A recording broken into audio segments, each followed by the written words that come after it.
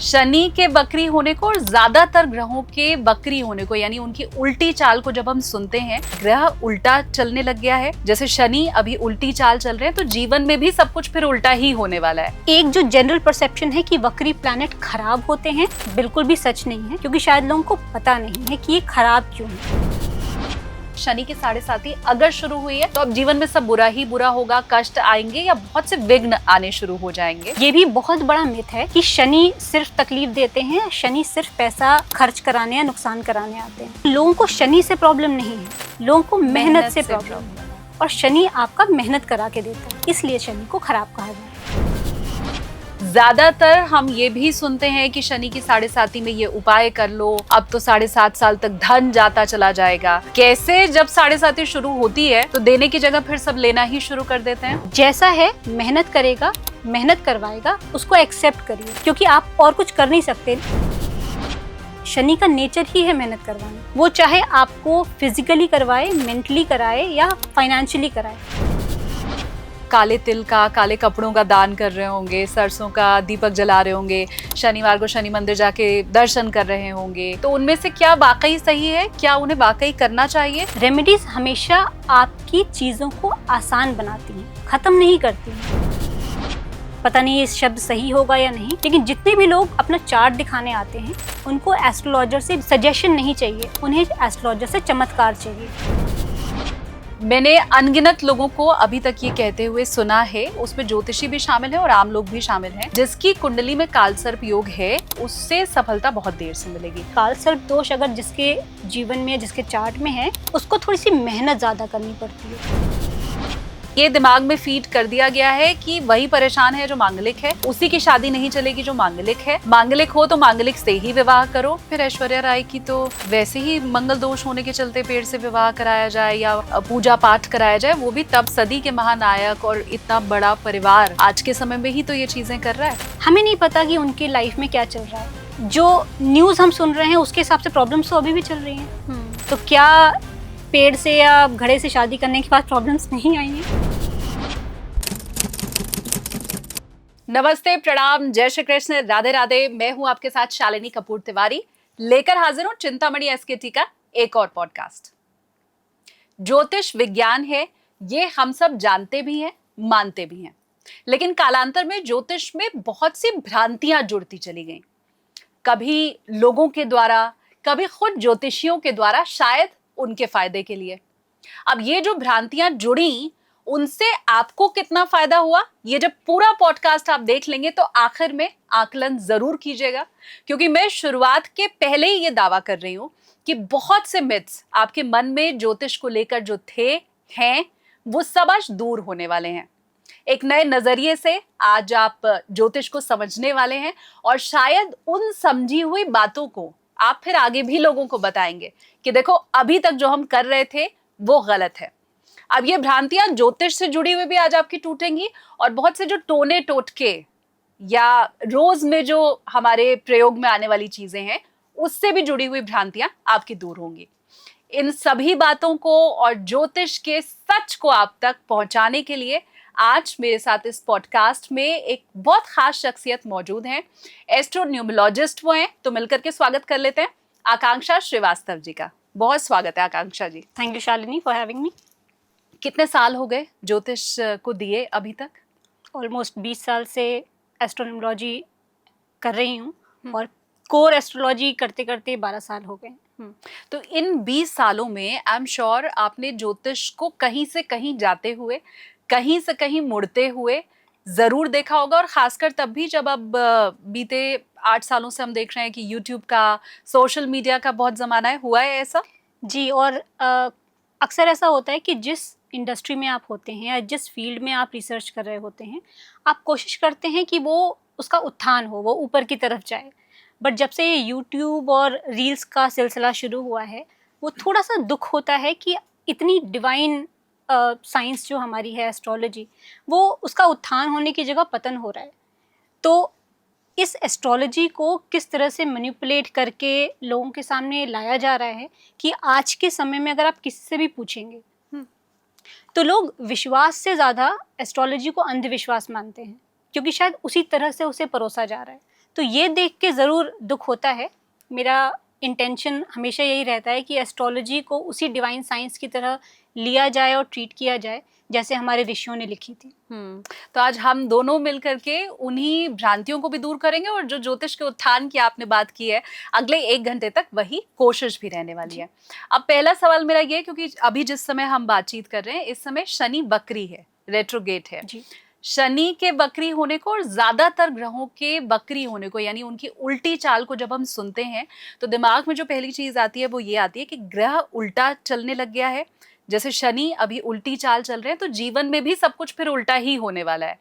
क्या ये नाम जो बकरी है प्रभाव भी वैसे ही डालता है या इसके पीछे का सच कुछ और है? शालिनी, एस्ट्रोलॉजी में ना कोई भी चीज़ का सिर्फ एक पहलू नहीं होता है। जैसे वक्री प्लैनेट्स की अगर हम बात करें तो उसके बारे में सिर्फ एक यही चीज़ प्रचलित है कि उल्टा चल रहा है तो प्रभाव भी उल्टा देगा। लेकिन बहुत सारे लोगों को वक्र का मतलब ही नहीं पता। तो अगर आप वक्री प्लैनेट, जो वक्र शब्द है, उसका डिक्शनरी मीनिंग देखेंगे तो उसका मतलब है टेढ़ा, क्रूड, या उसको आउट ऑफ ऑर्डर भी कहते हैं। तो ये एक जनरल परसेप्शन बना लिया जाता है कि कोई भी चीज़ जब टेढ़ी है, प्लैनेट टेढ़ा हो गया, क्रूड हो गया, तो वो रिजल्ट भी टेढ़े ही देगा। लेकिन अगर आप उसका असली मतलब समझने की कोशिश करेंगे कि वक्र क्या होता है, तो कोई भी चीज़ वक्र तब होती है जब वो 2 स्टेट्स में ही पाई जाए। एक समय में एक स्टेट, दूसरे समय में दूसरी स्टेट। शिव जी को वक्र का एक डेफिनेशन कही जाती है कि वक्र का मतलब है शिव। और आप देखेंगे कि शिव के 2 ही रूप हैं, या तो एकदम काम, शांत, और या तो तांडव करते हुए। इसीलिए मंगल और शनि शिव के 2 रूपों को एक्सप्लेन करते हैं। मंगल जो हमेशा एक्टिव स्टेट में रहता है और शनि जो हमेशा पैसिव स्टेट में रहता है। तो वक्र का मतलब होता है 2 स्टेट्स, एक एक्टिव और एक पैसिव, एक समय पे एक स्टेट पे रहना। तो ये मानना और जानना और समझना बहुत ज़रूरी है कि जो वक्र प्लैनेट है वो बिना शिव की एनर्जी के वक्र हो नहीं सकता। शिव से जब भी कोई चीज़ जुड़ जाती है तो वो ब्लेसिंग की तरह ही आती है। तो एक जो जनरल परसेप्शन है कि वक्री प्लैनेट खराब होते हैं, ये बिल्कुल भी सच नहीं है, क्योंकि शायद लोगों को पता नहीं है कि ये खराब क्यों है। अब इन्हें खराब क्यों कहा जाता है, ये भी, इसके पीछे भी रीज़न है। जब भी आपका पूर्व जन्म का कोई भी प्लैनेट या कोई भी कर्म शिव जी से ब्लेस हो जाता है, तभी वो प्लैनेट आपको इस जन्म में वक्री होके मिलता है। इसका मतलब है शिव जी ने आपको ब्लेस किया, वो एनर्जी आप में आ गई, वो वक्र एनर्जी आप में आई, आप उसको पिछले जन्म में उस तरह से मैनिफेस्ट नहीं कर पाए, आपको सिर्फ ब्लेसिंग मिली, इस जीवन में आप उसको मैनिफेस्ट करने आए हैं। तो शिव जी की एनर्जी सब हैंडल भी नहीं कर पाते हैं, क्योंकि वक्र जब भी कोई प्लैनेट होता है वो आपको ईगो देता है। कहते हैं ना कि जब आपके पास शक्तियाँ आती हैं, हाँ, तो शक्तियों का संचार करने के लिए अगर आप में वो सामर्थ्य नहीं है तो आप शक्ति का मिसयूज ज़्यादा करते हैं। ईगो कभी भी किसी का नहीं टिका, तो वक्र एनर्जी आपको ईगो देती है।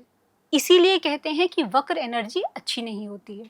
लेकिन शिव जी की जो ब्लेसिंग है वो अगर आप मैनिफेस्ट नहीं कर पा रहे हैं तो ये आपके ऊपर है। इस जन्म में आपका जो भी प्लैनेट वक्री होके मिला है, आप ये मानिए कि आप उसकी ब्लेसिंग लेके आए हैं। एग्जाम्पल के लिए, अगर किसी का सेकेंड लॉर्ड वीनस है, लगन में वक्री है, तो ऐसे लोग बहुत रिच होते हैं या उनको पार्टनर अच्छा मिल जाता है। या हम इंदिरा गांधी की चार्ट में लें, उनका 9th लॉर्ड जुपिटर वक्री है, तो क्योंकि 9th लॉर्ड आपके फादर का होता है, वो प्राइम मिनिस्टर के घर में पैदा हुई, तो ये आपकी एनर्जी का मैनिफेस्टेशन है, ये ब्लेसिंग है जो आप लेकर आए हैं। उसे मैनिफेस्ट कैसे करते हैं, ये आपके कॉम्बिनेशंस बताते हैं। क्योंकि अगर आप कोई पता हो तो इंद्र ने शिव से कहा था कि आपका त्रिशूल बहुत अच्छा है, शिव ने दे दिया था। तो शिव दे देते हैं, आप उनसे मांगिए, वो दे देते हैं। लेकिन आप उस एनर्जी को हैंडल कर पा रहे हैं नहीं, ये जानना बहुत ज़रूरी है। क्योंकि इंद्र को जब त्रिशूल मिल गया था, उसकी एनर्जी उनसे हैंडल नहीं हुई, तो वो दानवों की जगह देवताओं को भी मारने लग गए थे। जो वक्र एनर्जी है, पहला घर, अगर हम अपनी बात करें तो रावण ने अपना सर 10 बार काटा था कि मुझे ये चाहिए। तो शिव का मतलब ही यही है कि वो आपको बस दे देते हैं। और अगर शिव का स्वरूप की बात करें, शिवलिंग की बात करें, शिवलिंग हमेशा पत्थर का होता है यूजुअली। जब हम रेमेडीज करते हैं तो हम अलग अलग चीज़ों के शिवलिंग बना के करते हैं। तो शिवलिंग के पत्थर के होने का भी कर्स यही है कि शिव हैं, वो उनसे कुछ भी मांगो वो दे देंगे, इसलिए वो पत्थर का है कि आपको प्रैक्टिकल होना पड़ेगा। आप सब कुछ दे देंगे, सामने वाला वो एनर्जी यूज़ कर रहा है, मिसयूज़ कर रहा है, नहीं पता।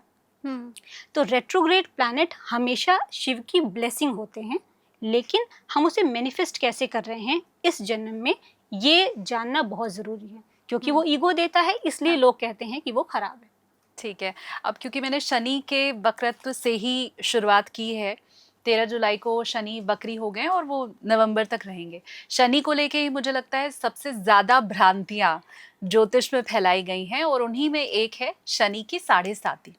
हम सब ये मुझे लगता है मानते ज़रूर हैं, आप मुझे कमेंट करके बताइए कि शनि की 7.5 अगर शुरू हुई है तो अब जीवन में सब बुरा ही बुरा होगा, कष्ट आएंगे या बहुत से विघ्न आने शुरू हो जाएंगे। ज़्यादातर हम ये भी सुनते हैं कि शनि की 7.5 में ये उपाय कर लो, अब तो 7.5 साल तक धन जाता चला जाएगा। तो इस कॉन्सेप्ट को भी आप थोड़ा समझाइए कि शनिदेव कैसे जब 7.5 शुरू होती है तो देने की जगह फिर सब लेना ही शुरू कर देते हैं। शालिनी, क्योंकि आज हम बात कर रहे हैं कि हम मिथ बर्स्ट करेंगे, ये भी बहुत बड़ा मिथ है कि शनि सिर्फ तकलीफ देते हैं, शनि सिर्फ पैसा खर्च कराने या नुकसान कराने आते हैं। सबसे पहले लोगों को समझना चाहिए कि 7.5 को खराब कहा क्यों जाता है। यूजुअली 7.5 कैलकुलेट करने का ये अलग तरीके हैं, लेकिन एक जनरल इंसान के लिए समझना कि हमारी 7.5 चल रही है या नहीं, जब भी शनि का गोचर चंद्रमा से एक घर पहले या एक घर बाद और चंद्रमा के ऊपर से होता है, उसको 7.5 कहते हैं। अब 7.5 क्यों खराब है? चंद्रमा का जो नेचर है वो है चंचल, सुकून, मानसिक शांति, चौथा घर, कंफर्ट जोन, और शनि एकदम ऑपोजिट है, कहता है मेहनत करो। शनि आपके जीवन में जब आएगा तो आपसे मेहनत करवाएगा। अब एक इंसान जो आराम पसंद है, जब उसको मेहनत करने की चिंता होगी तो वो तो वैसे ही खराब है, क्योंकि दो ऑपोजिट प्लैनेट शनि और चंद्रमा जब एक साथ आ रहे हैं, दो अलग एनर्जी मिल रही हैं, तो वो वैसे ही अच्छी नहीं है। क्योंकि जिस इंसान को कंफर्ट पसंद है उसे मेहनत करना क्यों पसंद होगा? अब आज के जीवन में भी आप ले लीजिए, लोग शनि को अच्छा क्यों नहीं मानते हैं? लोग कहते हैं कि देखो वो कितना लकी है, उसे अपने आप मिल गया चीज़ें, और मुझे बहुत मेहनत करने के बाद मिली। तो लोगों को शनि से प्रॉब्लम नहीं है, लोगों को मेहनत से प्रॉब्लम है, और शनि आपका मेहनत करा के देता है, इसलिए शनि को खराब कहा जाता है। लेकिन शनि खराब नहीं होता। ये मैं जिनकी 7.5 चल भी रही है उनके लिए बता दूं कि अगर आपको लगता है कि आपसे मेहनत नहीं हो पाएगी तो फिर शनि खराब है आपके लिए। लेकिन जब आप उसको एज इट इज एक्सेप्ट कर लेते हैं कि ये ऐसा ही है, मैं एग्जाम्पल्स दे के शायद हमारे ऑडियंस को पता चल जाए। हाँ। कि आपको पता है कि आपको एक जगह से दूसरी जगह जाना है, एसी कोच का टिकट नहीं है आपके पास, लेकिन आपको लग रहा है कि मुझे तो जाना ही है क्योंकि कोई ऑप्शन नहीं है, तो मैं जनरल डिब्बे में चढ़ जाता हूँ। अब आपको पता है आप जनरल डिब्बे में हैं, वहाँ एसी नहीं है, वहाँ शायद बैठने को भी नहीं मिले, तो आपके पास दो ऑप्शन है। या तो आप ये संतुष्टि कर लीजिए कि कम से कम मैं इस ट्रेन में तो हूँ, जा तो रहा हूँ, तो तकलीफ है तो क्या हुआ, ये भी निकल जाएगा, कम से कम मैं अपने डेस्टिनेशन तक पहुँच जाऊँगा। और या तो आप क्रिप करते रहिए, यहाँ कितनी गर्मी है, मुझे एसी का क्यों नहीं मिला, जिसको एसी का मिला वो कितना लकी था। यही है शनि, जैसा है मेहनत करेगा, मेहनत करवाएगा, उसको एक्सेप्ट करिए, क्योंकि आप और कुछ कर नहीं सकते। शनि का नेचर ही है मेहनत करवाना, वो चाहे आपको फिजिकली करवाए, मेंटली कराए या फाइनेंशियली कराए, कहीं ना कहीं से तो वो आपको सक करेगा, निचोड़ेगा, वो अपना प्रभाव देगा। अब जैसे समुद्र मंथन जब हुआ था, मंदार पर्वत के नीचे कूर्म अवतार थे, कछुआ जो है, तो कूर्म अवतार शनि का ही स्वरूप होते हैं। तो जिस इंसान की 7.5 चल रही है उसको यही एग्जाम्पल ले लेना चाहिए कि उस कूर्म अवतार के ऊपर मंदार पर्वत रखा गया, उसका मंथन हो रहा है। अब उसमें से जो भी निकलेगा या तो वो राक्षसों को मिलेगा या तो देवताओं को मिलेगा। कूर्म अवतार क्या करेगा? सिर्फ पिसेगा, उसका भार उठाना ही काम है। शनि के पीरियड के दौरान भार उठाना ही काम है। लेकिन लोग इसे डर की जगह अगर ये सोच के एक्सेप्ट करेंगे कि शनि का पीरियड ट्रांसफॉर्मेटिव पीरियड होता है, आपसे काम करवाएगा, मेहनत करवाएगा, लेकिन रिजल्ट देगा। कैसे देगा? शनि के ही पीरियड में ये जो साढ़े साती की है, कितने सारे प्राइम मिनिस्टर्स हुए हैं जिन्होंने अपनी साढ़े साती के समय सबसे बेस्ट पीरियड या सबसे बेस्ट रिजल्ट दिया है। कितने सारे ऐसे बिजनेसमैन हैं जिन्होंने अपनी साढ़े साती के समय में ही सबसे ज़्यादा पैसा कमाया है, क्योंकि शनि सिर्फ मेहनत का कारक नहीं है, वो पैसे का भी कारक है। आप सोचिए 10th हाउस जो हमारा होता है हमारे चार्ट में, 10th हाउस मकर, मतलब शनि के घर को ही दिया गया है। क्यों दिया गया है? वहाँ पे मंगल आपका उच्च का होता है, मकर को कीचड़ भी कहते हैं। कीचड़ में कौन काम कर पाएगा? सिर्फ और सिर्फ मंगल। इसीलिए जब शनि की साढ़े साती चलती है तो लोग कहते हैं ना, मंगल मजबूत करो, ताकि जब आपको मेहनत करनी हो ना तो आपका करेज ना हिले। इसलिए सैटर्न के पीरियड को ट्रांसफॉर्मेशन का पीरियड मानना चाहिए। जब भी किसी के 7th हाउस से सैटर्न की ट्रांजिट होती है, वो आपको हमेशा पोजीशन दे के जाता है, राइज दे के जाता है। तो ये जो ब्लंडर लोग कर रहे हैं या मिथ क्रिएट कर रहे हैं कि शनि का मतलब सिर्फ परेशानी है, हाँ, वो गलत है। लेकिन हाँ, अगर आपको मेहनत करना पसंद नहीं है तो शनि आपके लिए सच में परेशानी है। मैं इसे अगर थोड़ा और स्पेसिफिक बनाना चाहूँ, क्योंकि अभी आपने कहा कि भार उठाना ही पड़ेगा शनि की साढ़े साती अगर है, तो अभी 3 राशियों के ऊपर शनि की साढ़े साती चल रही है। कुंभ पर खत्म होएगी, आखिरी 2.5 साल है। मीन और मेष राशि की शुरू हुई है। तो ये मेरे व्यूअर्स की क्लैरिटी के लिए, क्या कुंभ, मीन और मेष राशि वाले ये मान लें कि अभी का जो उनका समय चल रहा है उसमें उनको भार उठाना है? भार उठाने का मतलब परेशान होना नहीं होता है, क्योंकि यहाँ पे अगेन शायद लोग ये सोचेंगे कि भार उठाना है तो मतलब कुछ ना कुछ परेशानी, तकलीफ। मैं तो कूर्म अवतार से उसको जोड़ के देख रही हूँ कि भाई आप तो खड़े हो, आपको मिलना कुछ है नहीं और बस वजन उठाना है और पिसते रहना है। तो मैं तो उस हिसाब से ही कैलकुलेट कर रही हूँ। ठीक है, तो अगर हम इसे इस तरह से रखें अपने व्यूअर्स के लिए, हाँ। कि आपको एक्सपेक्टेशन नहीं करनी है। यूजुअली जब साढ़े साती होती है और किसी का 9th हाउस से कनेक्शन होता है, 9th-10th हाउस से कनेक्शन होता है, हाँ। तो उसमें आपका जो ड्यू आप क्रेडिट होता है वो नहीं मिलता है। जैसे आप काम करेंगे, आपका बॉस आपका क्रेडिट ले जाएगा, या आप अपने घर वालों के लिए बहुत कुछ करेंगे लेकिन वो उसे एक्नॉलेज नहीं करेंगे, लेकिन फिर भी आप करते रहेंगे। अगर जैसे आपने कहा कि अभी पाइसेस में है और अभी मेष में जाएगा, जिनका 6th हाउस से जाएगा, वहाँ पे शनि आपको इतनी हिम्मत दे देंगे कि आप लड़ने से नहीं डरेंगे। अब यहाँ पे प्रॉब्लम ये आती है, भार उठाने का मतलब है कि आप एक कम्पिटिटिव जोन में हैं। आपको 10 लोगों से कम्पीट करना ईजी लगेगा, 100 लोगों से कम्पीट करना मुश्किल लगेगा। तो जब आपके ऊपर शनि की साढ़े साती चलती है, शनि का पीरियड चलता है, तो उस समय आपको 100 लोगों से कम्पीट करना होता है। इसलिए आपको लगता है मुश्किल है, क्योंकि 10 लोगों में कम्पीट करने में चांसेस ज़्यादा हैं। हाँ। तो यहाँ पे जो भार का है वो ये आपको मीनिंग ले सकते हैं कि यहाँ पे आपको मेहनत थोड़ी ज़्यादा करनी पड़ेगी। इसके अलावा कोई ऑप्शन नहीं है, क्योंकि शनि शॉर्टकट्स नहीं देता। हाँ। शनि ये नहीं कहेगा कि 10 लोग हैं, 10 लोगों में से तुम जीत जाओगे। वो कहेगा आप एक्स्ट्रा मेहनत करो, तुम्हें 100 लोगों में खुद को प्रूव करना है। तो शनि निखारता है, अगर सिंपल शब्दों में कहें। और हाँ। जिसने शनि का पीरियड झेल लिया, उसे वो कहते हैं ना कि जिसने ट्रेनों में धक्के खाए हों, वो पैदल चलने से नहीं डरता। तो शनि आपको निखारता है। वो जो कंफर्ट जोन में हर इंसान बैठा हुआ है, हाँ। उससे निकालेगा, आपको उस लेवल पे ले जाएगा जहाँ पे आप ज़िंदगी की रियलिटी को समझ सकें, मेहनत कर सकें। क्योंकि मेहनत करने के बाद जो फल मिलता है ना, जितने लोगों ने एड़ियाँ घिस के अपने आप को किसी मुकाम पे पहुँचाया है, हाँ। वो उसकी वैल्यू करते हैं। आपने कहा कि शनि शॉर्टकट वाला रास्ता अपनाने देता नहीं है, लेकिन हम ये चाहते हैं कि हमें शनि की साढ़े साती में शॉर्टकट मिल जाए। मतलब हम ये चाहते हैं कि हमें कोई उपाय मिल जाए जो अगर हम करें तो जितनी परेशानियां या मेहनत जो हम कर रहे हैं उसमें थोड़ी सी कटौती आ जाए। तो क्या इन 7.5 सालों में किए गए जो रेमेडीज होती हैं उनका फिर फल मिलता है? वो मेहनत कुछ कम होती है क्या? ये रेमेडीज को लेके क्या कॉन्सेप्ट है? देखिए, जितने लोग ये चाहते हैं कि साढ़े साती के दौरान मेरी मेहनत कम हो जाए, उन्हीं के लिए साढ़े साती खराब होती है। जो लोग ये कहते हैं कि मैं रेमेडीज कर लूँ ताकि मुझे ये समय और मेहनत करने की ताकत आ जाए, उनके लिए साढ़े साती अच्छी होती है।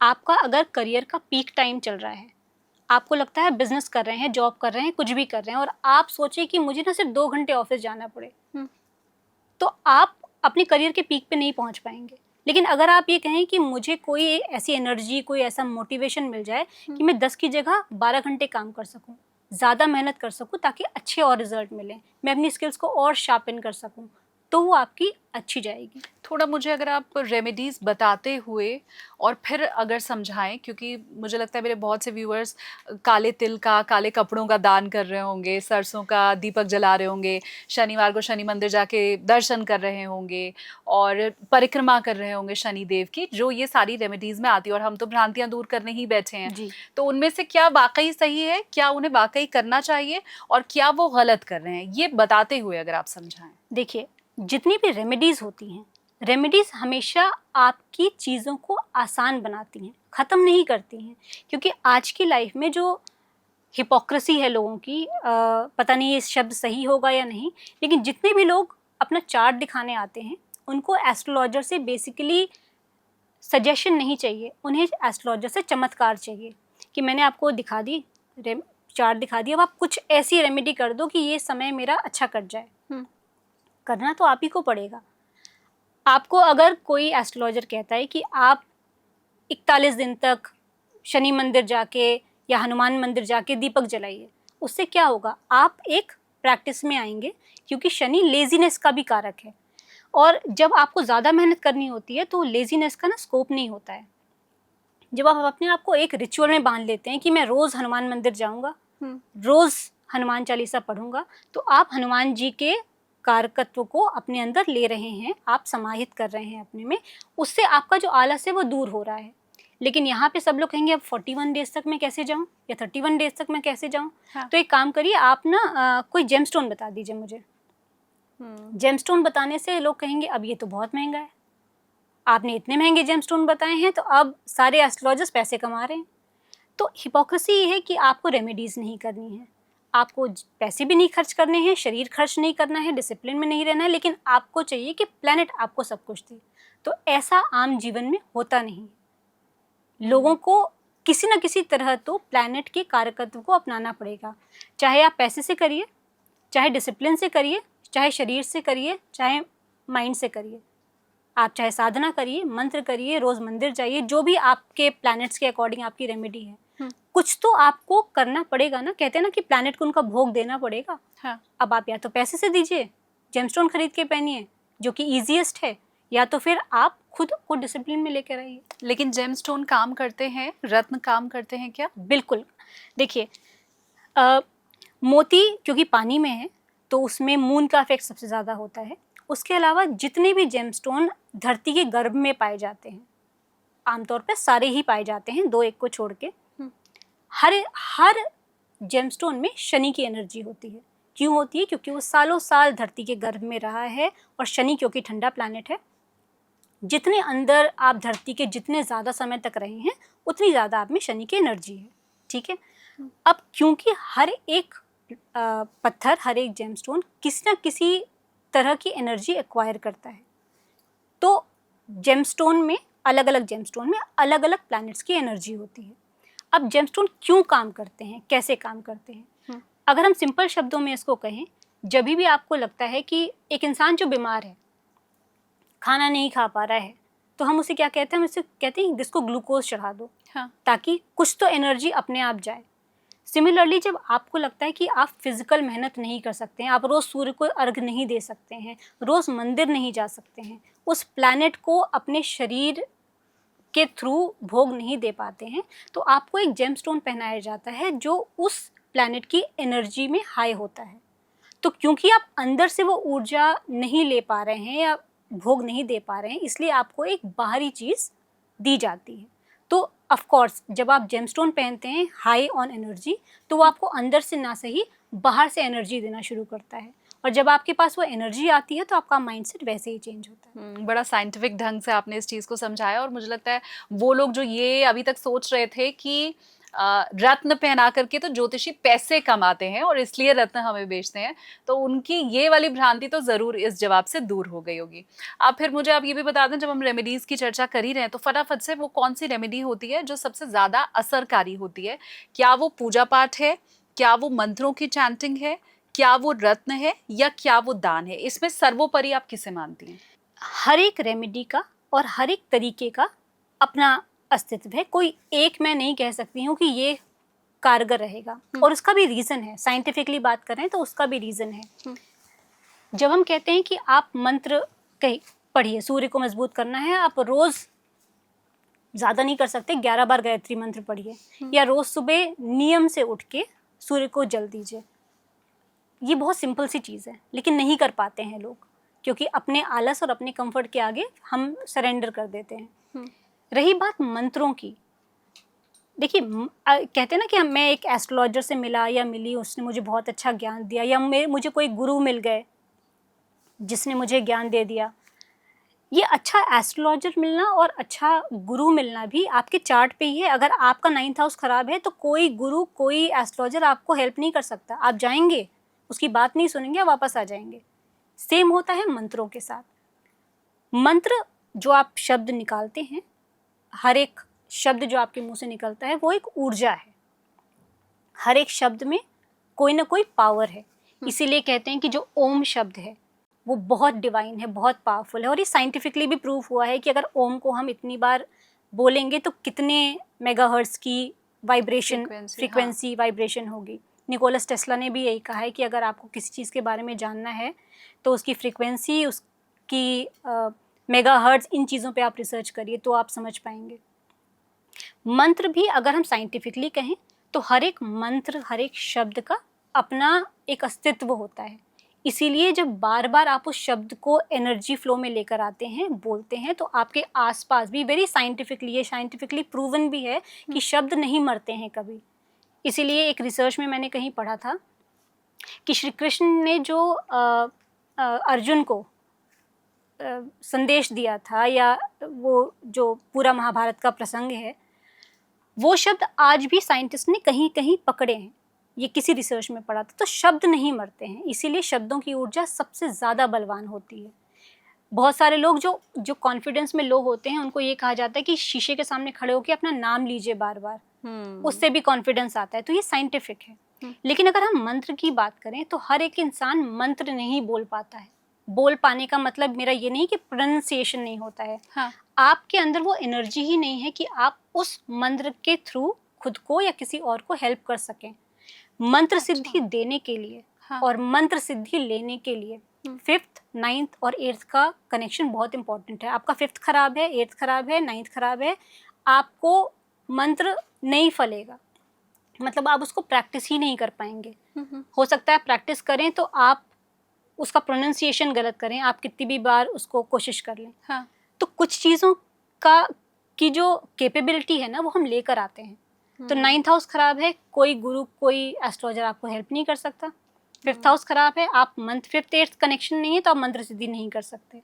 तो कोई एक पर्टिकुलर चीज़ ऐसी नहीं है जो मैं बोल सकूं कि ये सबसे फायदेमंद है, जो आपके लिए सबसे इजी है।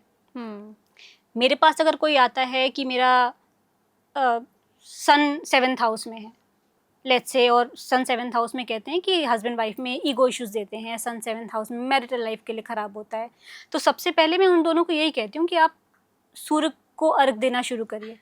वो सबसे इजी है, लेकिन सबसे इजी चीज़ लोगों को सबसे मुश्किल लगती है। कहते हैं common sense is the most uncommon thing. सबसे इजी चीज़ सबसे डिफ़िकल्ट लगती है। तो तब थक हार के ये कहना पड़ता है, तो फिर आप ये दान शुरू करिए। दान भी नहीं होता है तो फिर जेमस्टोन पहनिए। तो according to your ease and comfort, जो आपके लिए सबसे इजी है, आपके लिए सबसे इफेक्टिव वही होगा। तो मेरे कहने से नहीं होगा वो इफेक्टिव, जो आप प्रैक्टिस कर पाएं आपके लिए वही इफेक्टिव। जो आम लोग हैं उनकी हिपोक्रेसी की तो आपने बात की। अब ये जो पंडित और ज्योतिषियों की हिपोक्रेसी है, उस पे भी आगे मैं आपसे सवाल जरूर पूछूंगी। लेकिन अभी आपने कहा कि अगर 9th हाउस आपका अच्छा नहीं है तो ना तो आपको अच्छा गुरु मिल सकता है और ना आपको अच्छा ज्योतिषी मिल सकता है। मेरा 9th हाउस आज जरूर अच्छा है, मैं ये मान के चल रही हूँ, तभी मैं आकांक्षा जी के पास पहुंची हूँ और तभी मुझे एक अच्छा ज्योतिषी आज मिल पाया है। अब मुझे लग रहा है जो अगला सवाल मैं पूछने वाली हूँ उस पर तो आप हाँ कर ही देंगी, क्योंकि हम मिथ्स की बात करें, बट मुझे लग रहा है ये तो मैं सच्ची बात ही पूछने जा रही हूँ। राहु केतु शनि, ये तो पाप ग्रह है ना? पाप ही माने इनको, पाप ग्रह, क्रूर ग्रह, ये कोई भ्रांति तो नहीं है? क्रूर ग्रह सिर्फ सन होता है, सूर्य। हाँ, इन्हें पापी ग्रहों की कैटेगरी में रखा गया, राहु केतु की। अच्छा जी। और शनि? शनि भी पापी ग्रह है। ओके, तो ये कोई मिथ नहीं है, नहीं। ये तीनों पापी ग्रह ही हैं। जी, ठीक है। अब राहु केतु की चूंकि चर्चा हो गई है, तो जैसे शनि की 7.5 से डराया जाता है, ठीक वैसे ही काल सर्प दोष से भी डराया जाता है। मैंने अनगिनत लोगों को अभी तक ये कहते हुए सुना है, उसमें ज्योतिषी भी शामिल है और आम लोग भी शामिल हैं, कि जिसकी कुंडली में काल सर्प योग है उससे सफलता बहुत देर से मिलेगी। आई एम श्योर आप लोगों ने भी ऐसे ही सुना होगा। अगर है तो वो जरूर आप कमेंट भी करके मुझे बताइए, और आपकी कुंडली में अगर है और जीवन में अनेक बाधाएं आ रही हैं तो वो भी आप मुझे कमेंट करके जरूर बताइए। तो ये जो काल सर्प दोष है, जो कुंडली में आता ही इसीलिए है कि आप बर्बाद हो जाएं, उसके पीछे का कॉन्सेप्ट क्या है? शालिनी, ये भी अगेन एक मिथ है, क्योंकि एस्ट्रोलॉजी में क्या, फॉर दैट मैटर जीवन में भी हम कह लें, कोई भी चीज़ सिर्फ अच्छे या बुरे की कैटेगरी में नहीं रखी जा सकती। तो कोई भी प्लैनेट या कोई भी दोष अगर हम कहें, उसका नाम, उसको हम कहते दोष ज़रूर हैं, लेकिन कोई भी दोष या कोई भी प्लैनेट सिर्फ अच्छा या सिर्फ बुरा हो ही नहीं सकता, ये पॉसिबल ही नहीं है। अब काल सर्प दोष की बात जनरली लोगों को पता होगा कि अगर राहु केतु एक्सिस के सिर्फ एक साइड सारे प्लैनेट्स आ जाएं तो हम उसको काल सर्प दोष कहते हैं, और उसको अज्यूम ऐसे किया जाता है कि राहु हेड है और केतु टेल है, तो इन्होंने कुंडली मार के सारे ग्रहों पे बैठ गए हैं। लेकिन ये लोगों को नहीं पता है कि काल सर्प भी 12 तरह के होते हैं, एक तरह का नहीं होता है, क्योंकि हर एक चार्ट डिफरेंट होता है। हर एक चार्ट में आपके बाकी प्लैनेट्स की पोजीशनिंग डिफरेंट होगी, डिग्रीज डिफरेंट होंगी, कंजंक्शन डिफरेंट होंगे, और वो अलग तरह से बिहेव करेंगे। कुछ प्लैनेट्स ऐसे भी हो सकते हैं जो आपके राहु केतु से ज़्यादा पावरफुल हों आपके उस पर्टिकुलर चार्ट में। तो एक जो कॉन्सेप्ट है कि ये खराब ही होता है और आपकी लाइफ खराब है, ऐसा नहीं है। हाँ, ये ज़रूर है कि काल सर्प दोष अगर जिसके जीवन में, जिसके चार्ट में है, उसको थोड़ी सी मेहनत ज़्यादा करनी पड़ती है। अब जब भी कोई दोष होता है, या जब आप, जैसे आप रेमेडी की बात कर रही थी, कभी कभी कुछ रेमेडीज़ में हमें कुछ सैक्रिफाइस करना पड़ता है। रेमेडीज़ का मतलब ही सैक्रिफाइस है। सैक्रिफाइस का मतलब या तो किसी चीज़ को आप दान दे दीजिए, या अपने कंफर्ट का दान दे दीजिए। तब आप सुबह उठ रहे हैं अगर, अपना एक नॉर्मल रूटीन छोड़ के, वो भी सैक्रिफाइस है। तो या तो शरीर से दान दीजिए या तो पैसे से दान दीजिए। तो कुछ चीज़ आपको छोड़नी पड़ेगी। काल सर्प दोष में भी ऐसे ही एक भ्रांति है कि सब खराब है, तो ऐसा नहीं होता है। इसमें स्ट्रगल ज़रूर ज़्यादा होता है, लेकिन वहाँ भी ना वो प्लैनेट आपसे सैक्रिफाइस मांगता है। अब सैक्रिफाइस किस तरह से है, हो सकता है विलिंगली ना दें, लेकिन वो चार्ट आपसे ले लेगा। ऐसे बहुत सारे लोग हैं, बहुत सारे चार्ट्स हैं, मेरे भी क्लाइंट्स हैं जिनका काल सर्प दोष है।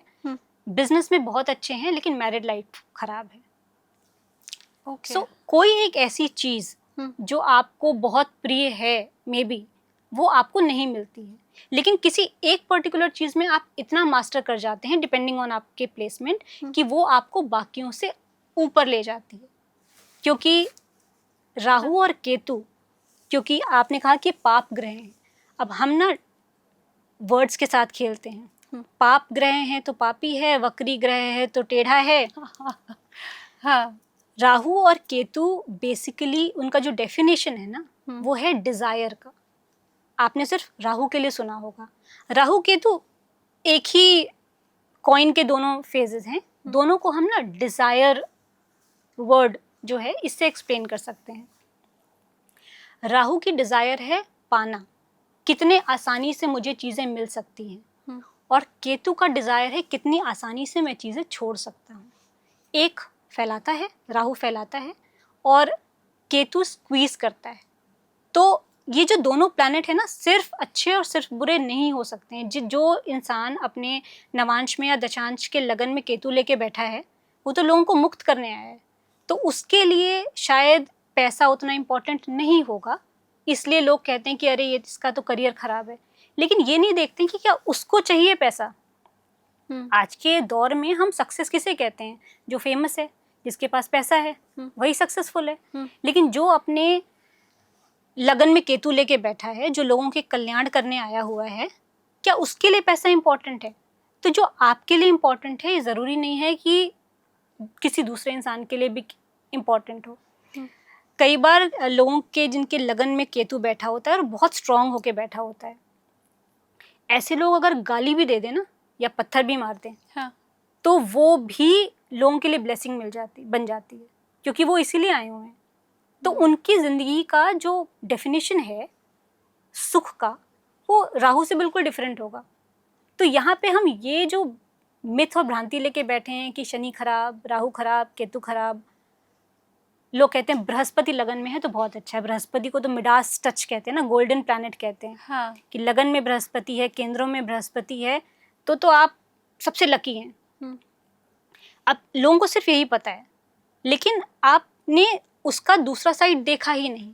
जिसके लगन में बृहस्पति है, मान लीजिए मंगल की राशि में है, तो ऐसा इंसान खुद जल जाएगा, अपने आप को शारीरिक रूप से कष्ट दे देगा, लेकिन सामने वाले को या अपने आसपास के लोगों को हर तरह से हेल्प करेगा। तो आप ये जो कारको भाव नाशाय का कॉन्सेप्ट है कि कारक अपने घर का नाश करता है, अब लगन में बृहस्पति किसी और के है तो लोगों को क्यों बड़ा अच्छा लगता है?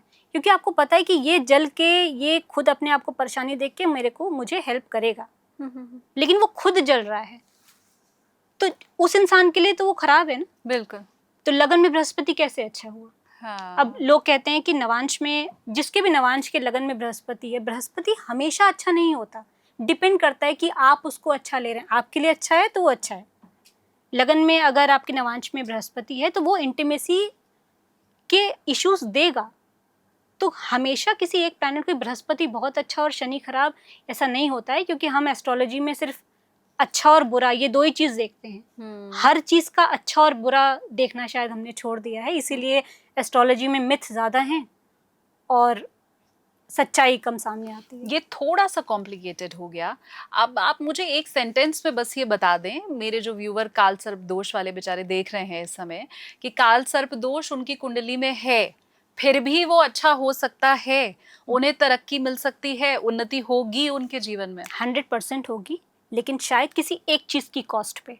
क्योंकि जब कोई दोष आता है तो वो अपना प्रभाव देता है, तो ऑफ कोर्स उनको उन्नति, उनको लाइफ में हर चीज मिल सकती है, शायद किसी एक चीज की कॉस्ट पे। कि शायद करियर बहुत अच्छा है, शायद फैमिली उतनी अच्छी नहीं है, शायद आप अपनी फैमिली बिजनेस में आप सक्सीड कर गए हैं, लेकिन शायद अपनी स्किल को प्रैक्टिस नहीं कर पा रहे हैं। तो कोई एक ऐसी चीज़ जो आपके दिल के करीब है, शायद वो आपकी लाइफ में सैक्रिफाइस हो रही हो, विलिंगली या अनविलिंगली। लेकिन इसका ये मतलब नहीं है कि सारे काल सर्प दोष वाले उनकी लाइफ खराब है। अदरवाइज सारे लगन के बृहस्पति वाले एकदम ही खुश होते, सुकून में होते। हाँ। अब ये जो इतनी सारी भ्रांतियां जो फैलाई गई हैं, वो तो आम लोगों के जरिए नहीं फैलाई गई हैं, फिर वो तो कोई उच्च कोटि के विद्वान रहे होंगे और उन्होंने ही कहा होगा कि भाई अब तो तुम्हारा सर्वनाश हो जाएगा, तो ये उपाय करो, ये रत्न पहनो, या एक टोटका बता दे रहा हूँ बस ये कर लेना तो फिर कल्याण हो जाएगा। वो तकिए के नीचे चावल रख लेना या तिजोरी में जाकर के लाल कपड़ा रख लेना, ऐसा कुछ तो बताया गया होगा। तो ये जितने टोने टोटके मार्केट में इस समय चल रहे हैं, वो कितने कारगर होते हैं कि जी तेज पत्ता पे ये लिख लो तो छप्पर फाड़ पैसा बरसेगा। करोड़पति के नीचे तो कोई बात ही नहीं कर रहा है आज के टाइम में, सबको करोड़पति ही बनाना है। तो ये कहाँ से होना शुरू हुआ, पहली बात। और मेरे वो व्यूअर्स जो इन टोने टोटकों को अभी आजमा रहे हैं अपने जीवन में, वो कैसे सतर्क होए और ये काम क्या करता है तो बता भी देना, अच्छा है ना, हमें फायदा हो जाएगा। ठीक है, सबसे पहले तो ये आपकी ना अपनी बुद्धि और विवेक पे काम करता है कि जो लोग कह रहे हैं कि तेज पत्ते पे लिख के या व्हाटएवर इससे आप करोड़पति हो जाएंगे, तो सबसे पहले तो आप ये देखिए कि क्या वो करोड़पति हो चुके हैं या नहीं हुए हैं। अगर वो करोड़पति नहीं हुए हैं तो इसका मतलब ये काम नहीं करती, और या तो फिर वो संत हैं कि वो सिर्फ देने आए हैं, लोगों को करोड़पति बनाने आए हैं, उन्हें पैसे का मोह नहीं है।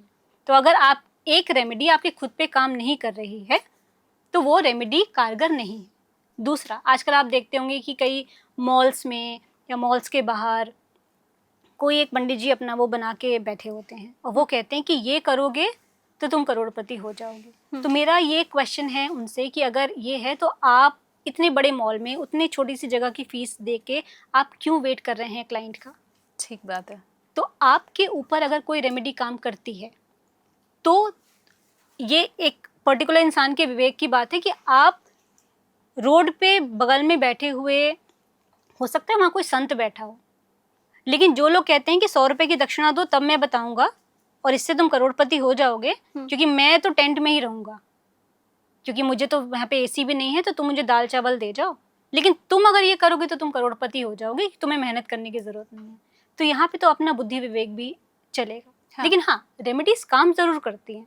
अब एस्ट्रोलॉजर्स के झांसे में जिसने, जैसे आपने कहा कि कोई कहता है कि ये कर लो वो कर लो, तो सबसे पहले तो उन्हें खुद पे अपना ये टोटका आजमाना चाहिए। बट टोटके काम करते हैं। टोटके या आप जो रेमेडीज कह रहे हैं, ये बेसिकली आपके जो कहते हैं ना कि success is 99% your hard work and 1% your luck. तो ये जो 1% लक आपका अटका रहता है ना, उसमें काम करते हैं कि आपने 99% मेहनत कर ली है, चीज़ें हो नहीं रही हैं।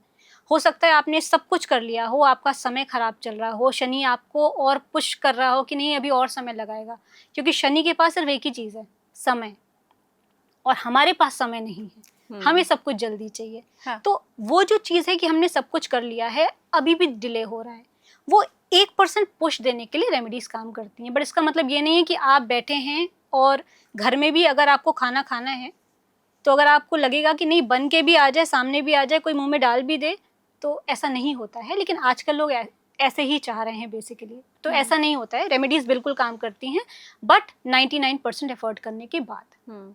एक और चीज मुझे लगता है जिससे बहुत ज्यादा डराया जाता है, ये हम शनिदेव और राहु केतु को अगर छोड़ दें तो फिर उसके बाद बारी आती है मंगल की। मैंने कभी किसी को आज तक बुध से डरते नहीं देखा है, मैंने कभी किसी को शुक्रदेव से डरते आज तक नहीं देखा है। लेकिन मंगल अगर कुंडली में है, आप अगर मांगलिक हैं, अब आप ये लाख मुझे समझाती रहिए कि 50% लोग तो मांगलिक ही होते हैं, लेकिन ये दिमाग में फीड कर दिया गया है कि वही परेशान है जो मांगलिक है, उसी की शादी नहीं चलेगी जो मांगलिक है।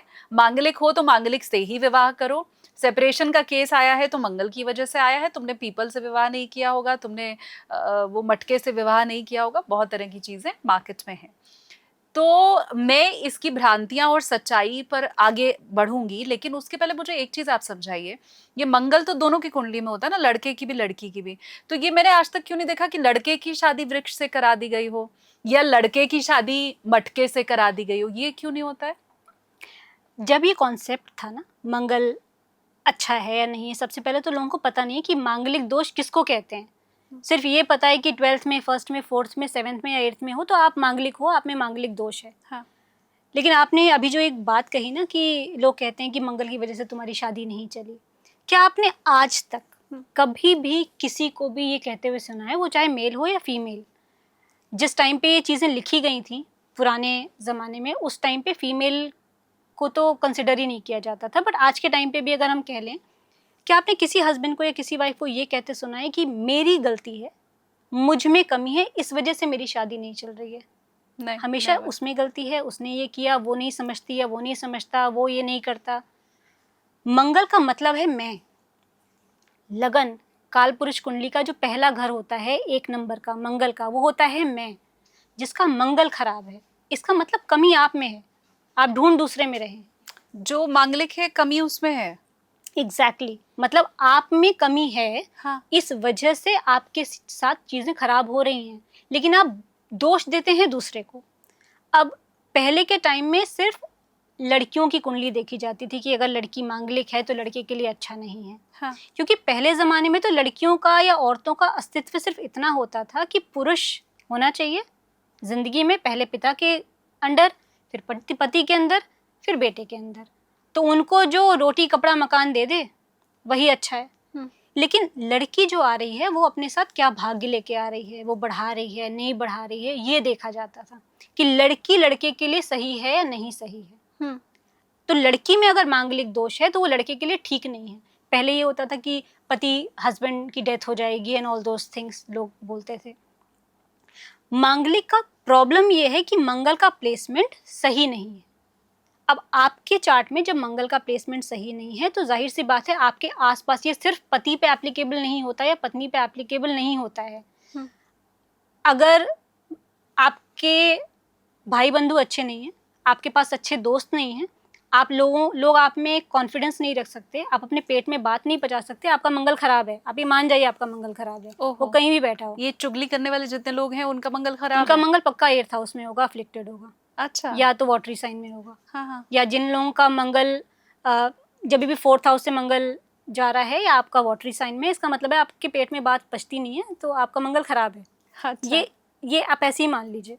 हाँ। क्योंकि मेरे हिसाब से एक असली एस्ट्रोलॉजर ये वो होता है जो आपके चार्ट देखने से पहले आपकी शक्ल देख के, आपकी बातें सुन के, आपकी परेशानी सुन के बता दे कि किस ग्रह का प्लेसमेंट कहाँ होना चाहिए। चार्ट देखने के बाद जब आप एनालाइज करेंगे तो आई थिंक वो एस्ट्रोलॉजी बहुत वीक एस्ट्रोलॉजी होती है।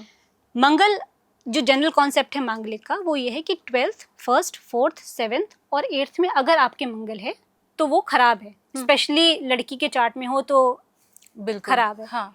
लेकिन ये जो देश काल पात्र की हम बात करते हैं ये आज के ज़माने में एप्लीकेबल नहीं है, क्योंकि पहले के टाइम में हम देखते थे कि लड़की कितनी फ़ायदेमंद है या कितनी अच्छी है लड़के के लिए।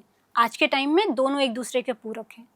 पहले के ज़माने में बृहस्पति को पति से और वीनस को पत्नी से कहा जाता था, या मंगल को अपने आप से लिंक किया जाता था। लेकिन आज के टाइम में अगर जो मंगल है, मंगल मतलब आप, शुक्र पत्नी का कारक नहीं रह गया, अब शुक्र स्पाउस का कारक है आज के समय में, क्योंकि एक पत्नी के लिए भी पति उतना ही इम्पोर्टेंट है जितना पति के लिए पत्नी है। तो आजकल शुक्र पत्नी का कारक है, इसको हम नहीं मानते हैं। शुक्र स्पाउस का कारक है क्योंकि 7th हाउस का लॉर्ड है।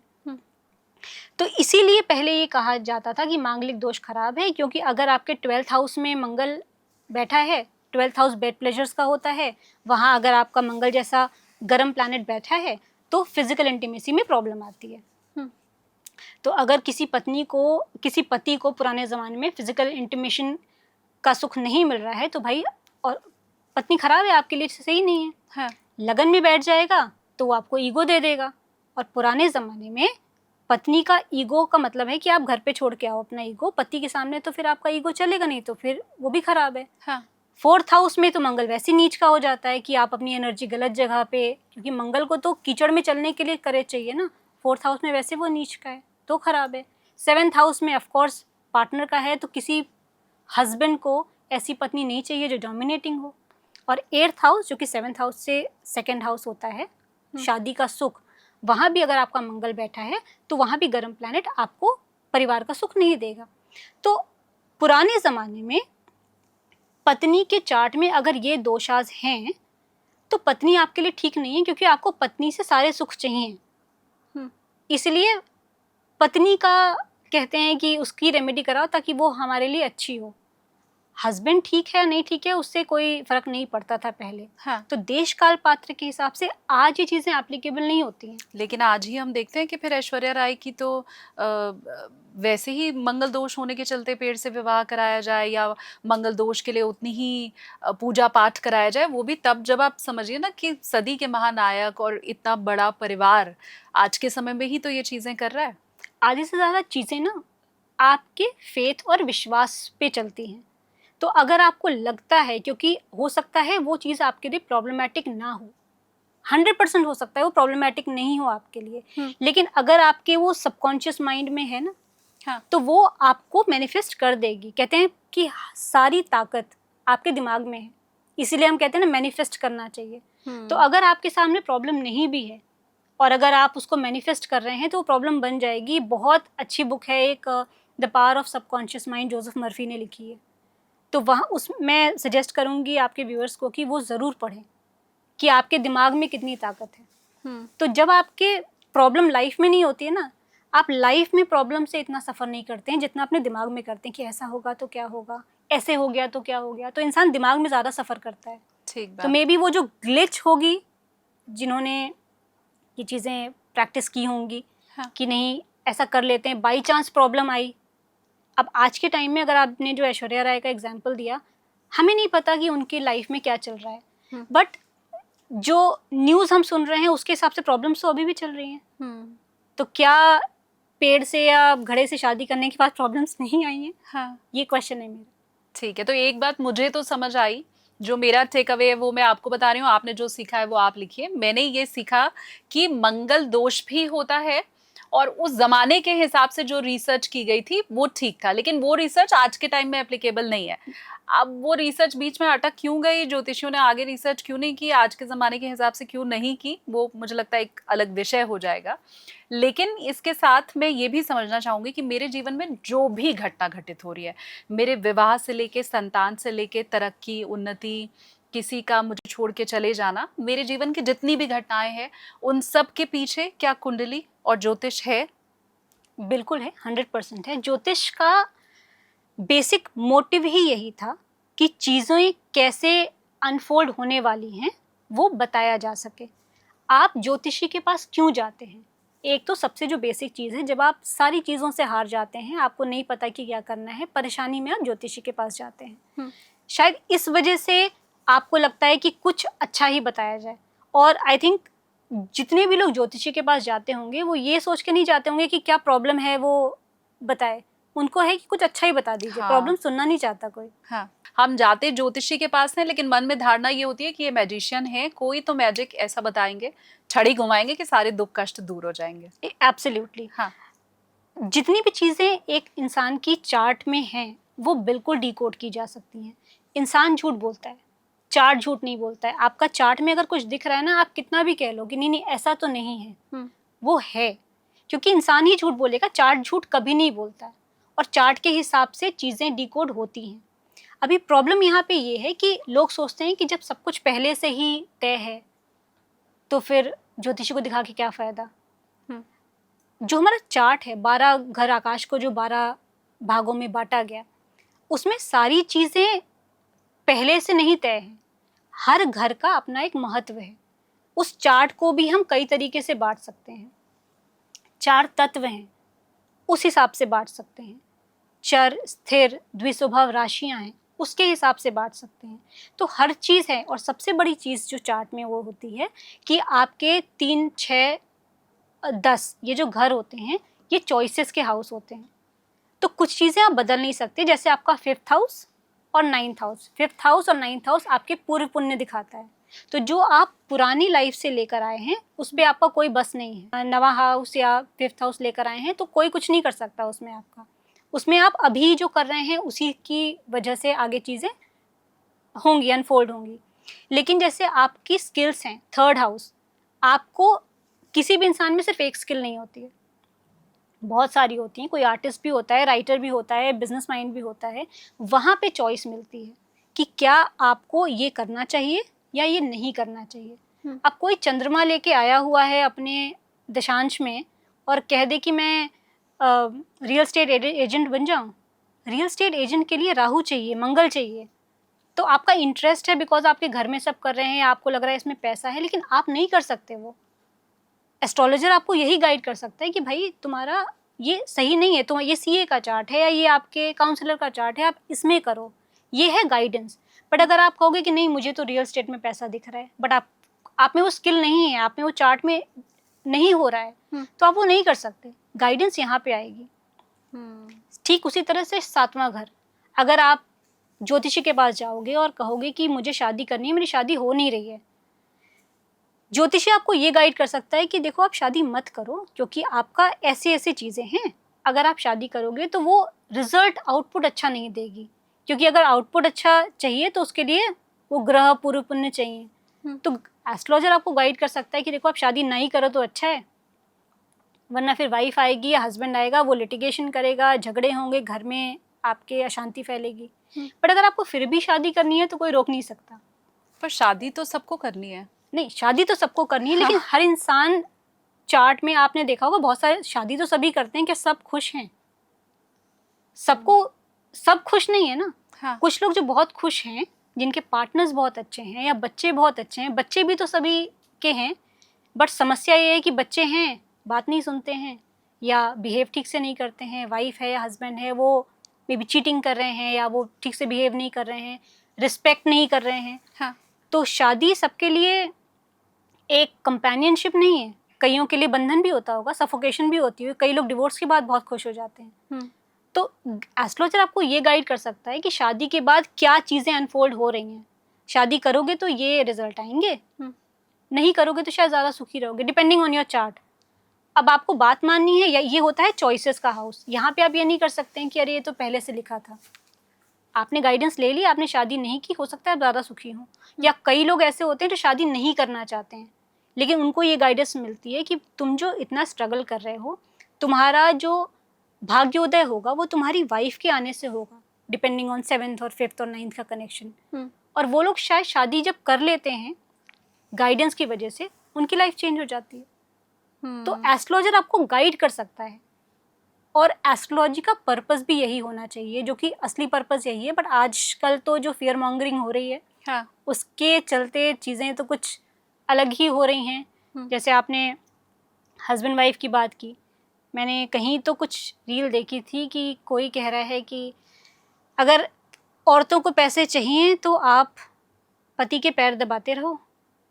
ये कहीं तो रील देखी थी मैंने कि पति के पैर दबाओगे, क्योंकि लक्ष्मी जी देखो वो विष्णु जी के पैर, लक्ष्मी जी इसलिए नहीं है क्योंकि वो विष्णु जी के पैर दबाती हैं। लक्ष्मी जी विष्णु जी के पैर दबाने से लक्ष्मी नहीं बनी है।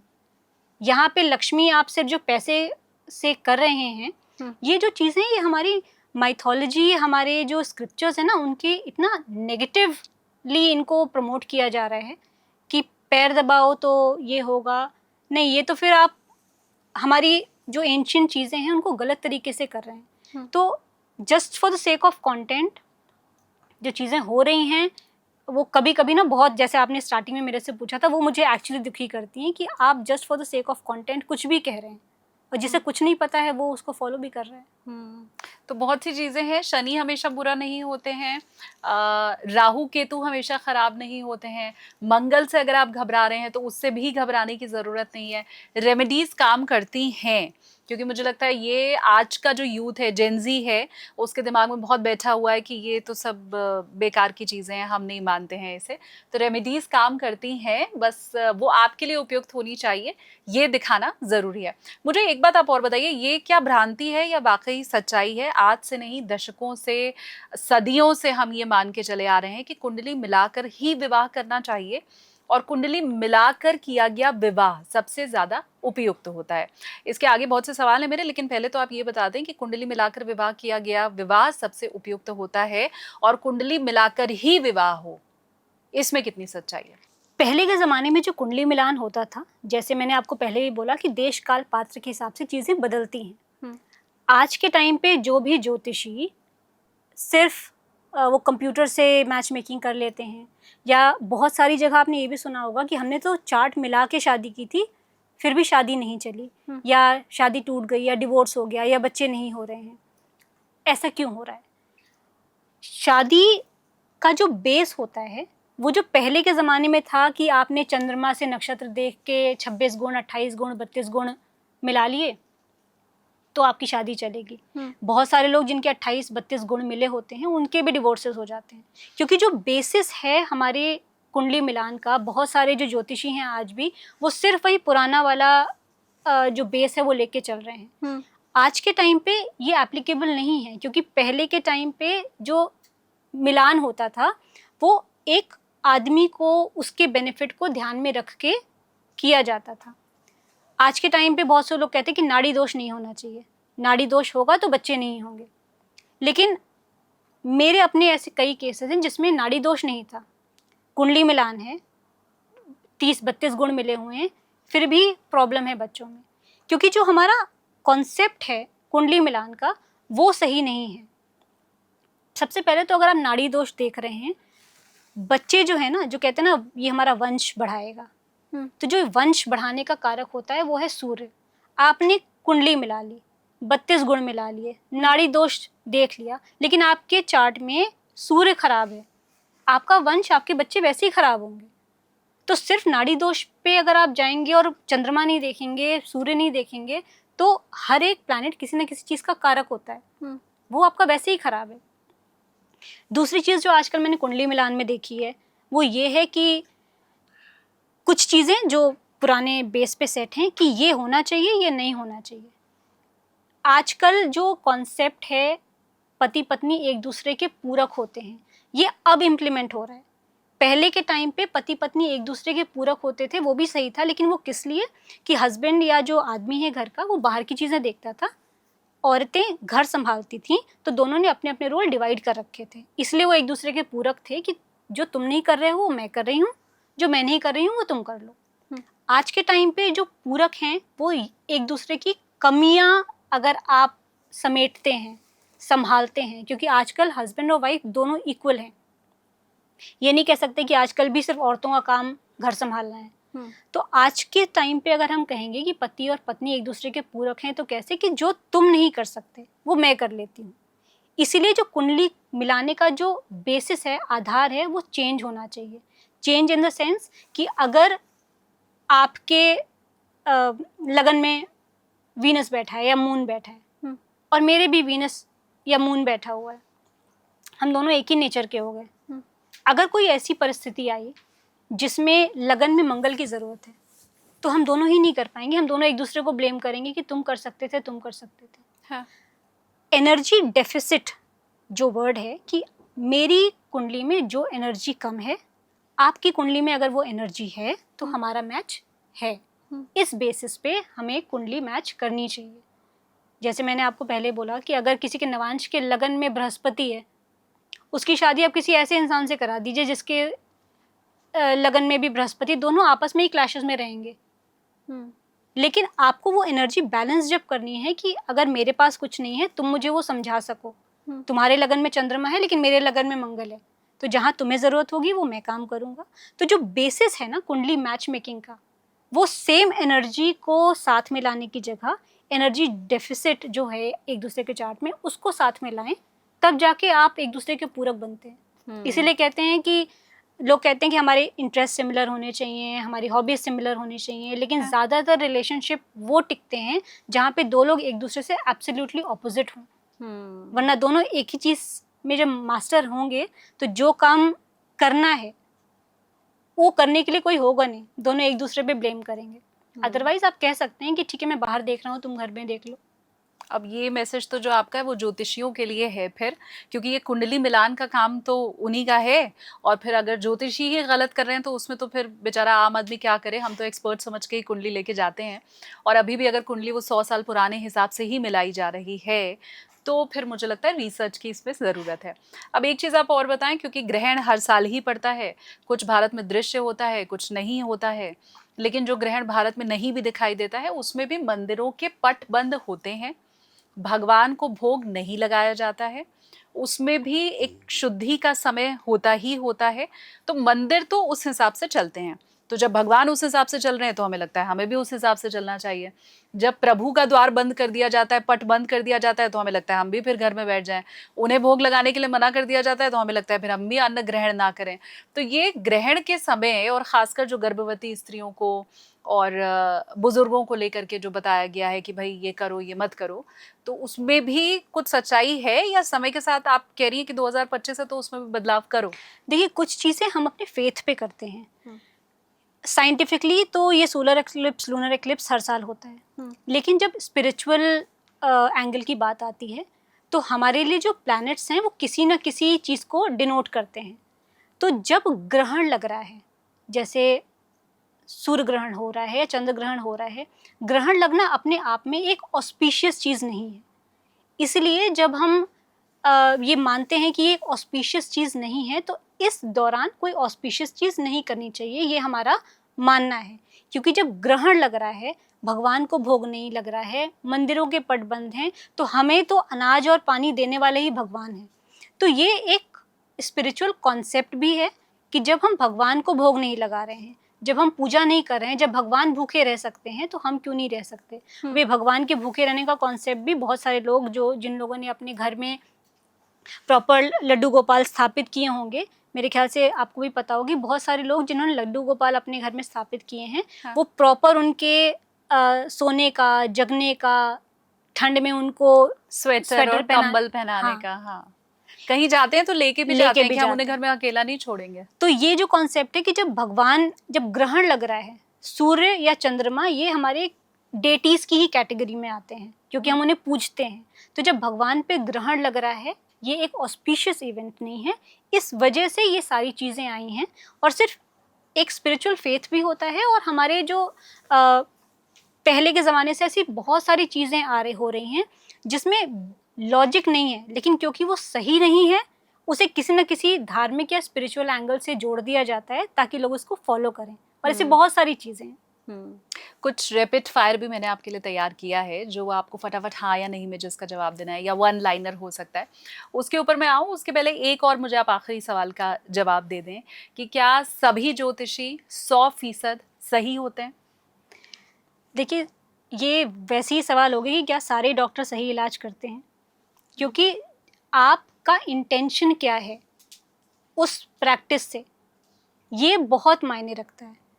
हर एक ज्योतिषी जो ज्योतिष की फील्ड में है वो इंटरेस्ट से आया है या पैसा कमाने के लिए आया है, ये एक आम इंसान को फिगर आउट करना बहुत ज़रूरी है। जो ज्योतिष सिर्फ ये सोच रहा है कि हम फियर मॉन्गरिंग करेंगे और काल सर्प दोष या नाड़ी दोष या वटेवर दोष बता के हम पैसे ले सकते हैं, क्योंकि ये भी बात कई बार आती है कि ज्योतिषी फीस क्यों लेते हैं, ये तो डिवाइन साइंस है, उस हिसाब से तो डॉक्टर्स को भी नहीं लेनी चाहिए, वो भी तो समाज सेवा कर रहे हैं।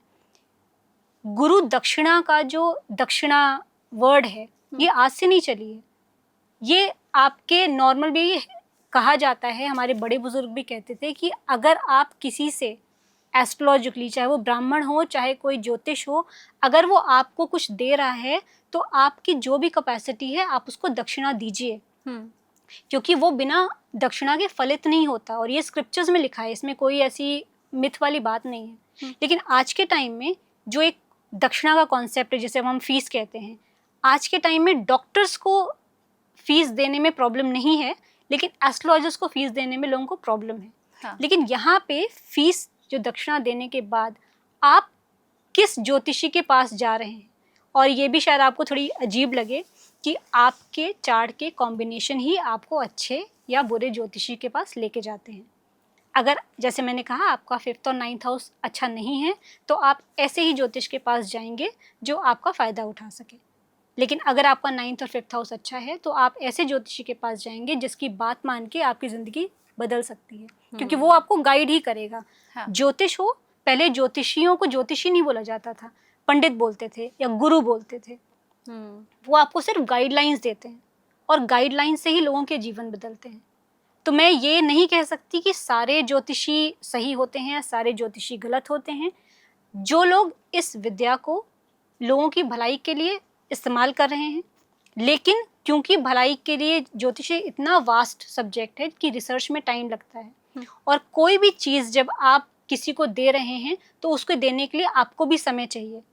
तो यहाँ पे जो फीस की बात आती है या बाकी चीज़ें की बात आती है, ये एक इंसान को खुद देखना पड़ेगा कि आप जिस ज्योतिषी के पास जा रहे हैं क्या उसने पहले अपने आप को संपन्न कर लिया है। वो चाहे इसी विद्या से किया हो, चाहे उसके कोई और काम हो, और वो ज्योतिष सिर्फ इंटरेस्ट के लिए कर रहा हो या सिर्फ पैसे के लिए कर रहा है। तो इतनी अंडरस्टैंडिंग आई थिंक लोगों को खुद बनानी होगी और इंट्यूशन वो खुद लाना होगा।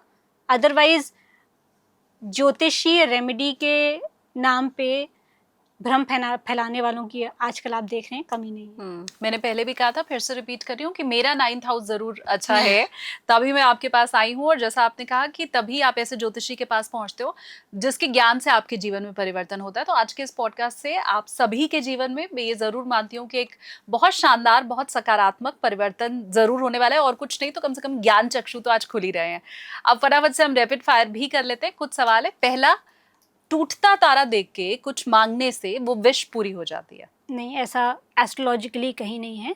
और कोई भी चीज़ टूट रही है वो किसी के लिए खुशी की चीज़ कैसे हो सकती है? साइंटिफिकली कहा जाए तो एक एस्ट्रॉइड होता है जिसका टुकड़ा टूटता है। हाँ। और अगर हम मान भी लेते हैं कि तारा, क्योंकि हमारे एस्ट्रोलॉजी में नक्षत्र तारा देखा जाता है, तो अगर कोई चीज़ टूट रही है तो वो हमेशा अच्छी हो और वो आपको ब्लेसिंग देने के लिए आ रही है, इसमें कोई सच्चाई नहीं है। ठीक है, तो आज से वो आसमान की तरफ देख के कि बस घंटों तक देख रहे हैं और तारा टूटे तो बस काम हो जाएगा, वो बंद कर देना है।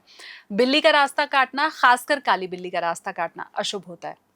अब अशुभ होता है या नहीं ये मुझे नहीं पता, लेकिन इसके पीछे मिथ यही है, माना ये ऐसा इसलिए जाता है कि जब आप किसी शुभ काम के लिए जा रहे हैं और काली बिल्ली ने रास्ता काट दिया तो खराब है।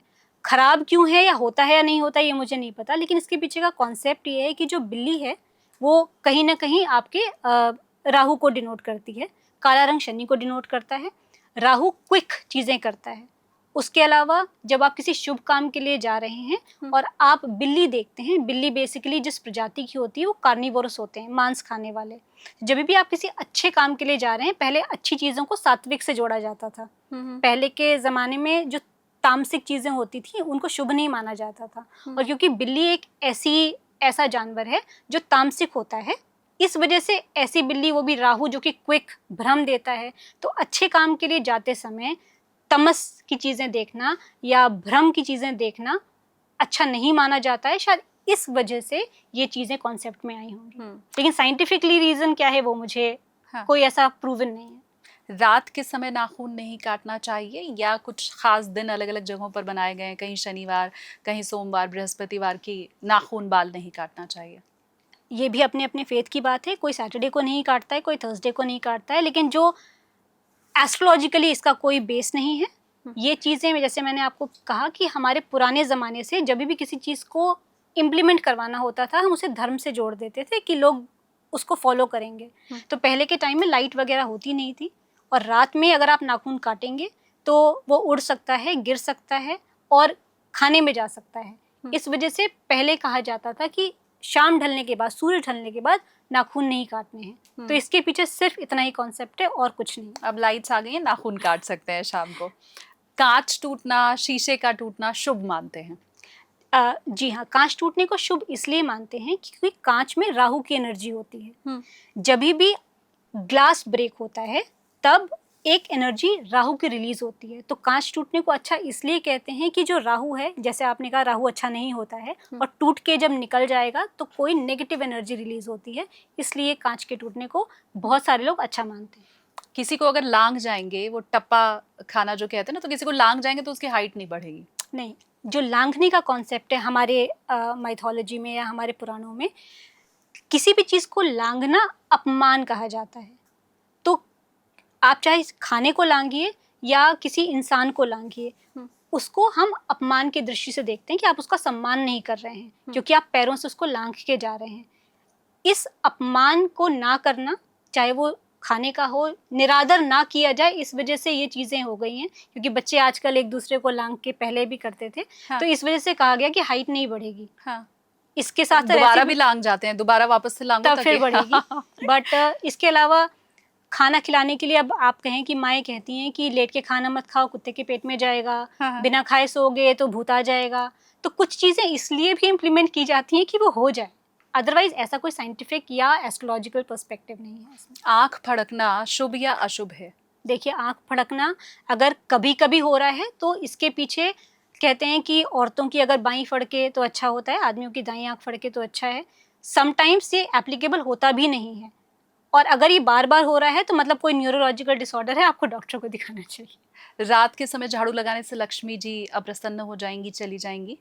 इसके पीछे भी हमारी जो बिलीफ है कि पहले जब लाइट्स नहीं थी और जब आप शाम को झाड़ू लगाते थे तो औरतें पहले गहने बहुत पहनती थी, और आपने पहले देखा होगा भारी गहने पहनती थी जिसमें कान लटक भी जाते थे। तो बहुत बार आपकी जो ज्वेलरी है वो गिर जाती है। जब गिर जाती है तो आप कोई भी, सिर्फ ज्वेलरी नहीं, कोई अगर ऐसा सामान भी है जो एक्सपेंसिव है या कोई महत्वपूर्ण सामान है, अंधेरे में जब आप झाड़ू लगाएंगे तो वो चला जाएगा।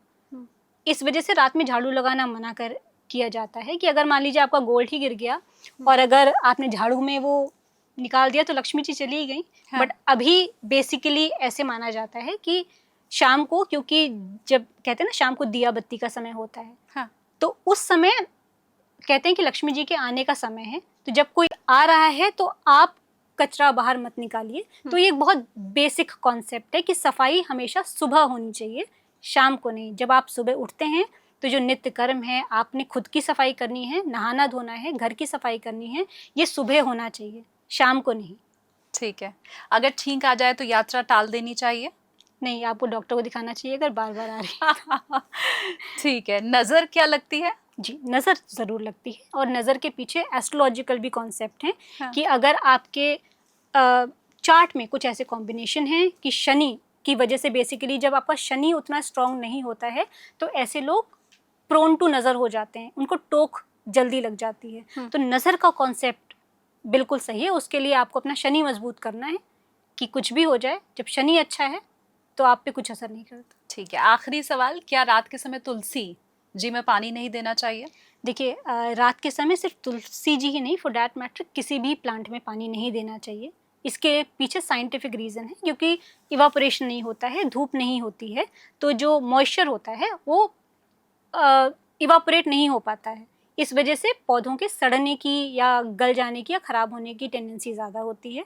लेकिन अगर हम स्पिरिचुअल एंगल देखें तुलसी जी को लेके, तो तुलसी जी के साथ ही बहुत सारे ऐसे प्लांट्स हैं जिन्हें हम पूजते हैं, जो हमारे लिए डेटी या भगवान जैसे होते हैं।